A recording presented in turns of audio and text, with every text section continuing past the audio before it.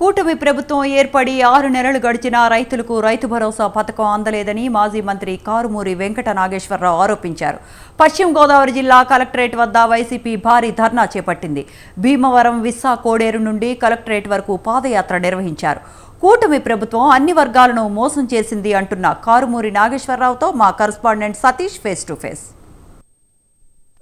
కోసం భారీ ఎత్తున రైతులు అయితే ఇక్కడ కలెక్టరేట్ రావడం జరుగుతుంది. అలాగే మాజీ మంత్రివర్యులు ఇక్కడ కారుమూరి నాగేశ్వరరావు కారణం ఈరోజు రైతుకి ఏదైతే ఇన్పుట్ సబ్సిడీ కింద రైతుకి భరోసా కింద ఇచ్చే మన 13,500 జగన్మోహన్ రెడ్డి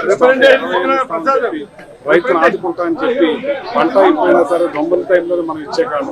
ఇవాళ దాని గురించి గాలికి ఎదురేశారు. ఇవాళ ఏదైతే ఇన్సూరెన్స్ క్రాప్ ఇన్సూరెన్స్ ఉచితంగా ప్రభుత్వమే చేసేది అది చేయటం మానేయటం వల్ల 13,350 కోట్ల రూపాయలు లాస్ అవటం జరిగింది.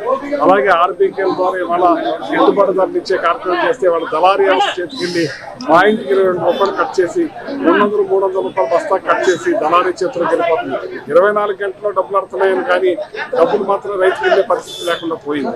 మా టైంలో కూడా రోజులోనూ 2 రోజుల్లో కూడా వేసిన రోజులు ఉన్నాయి. మొన్న వాళ్ళు డబ్బులు ఇచ్చేదంటే ఇవ్వకుండా దాన్ని ఆపే కార్యక్రమం చేశారు.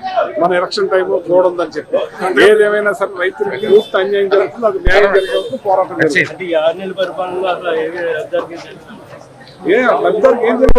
ఏ ఒక్క సూపర్ సిక్స్ లేదు, ఏమీ లేదు.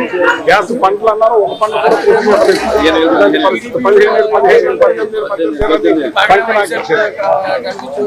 ఇక్కడ పరిపాలనలో కూడా ఇక్కడ సంబంధించి కూడా ఎవరికి కూడా అంటే రైతులకు ఎటువంటి కూడా లబ్ధులు చెందలేదని చెప్పి ఇక్కడ మాజీ మంత్రి కారుమూరి నాగేశ్వరరావు చెప్పడం జరుగుతుంది. ఇది camera Rajasthan Satish Bhimavaram collectorate office నుంచి.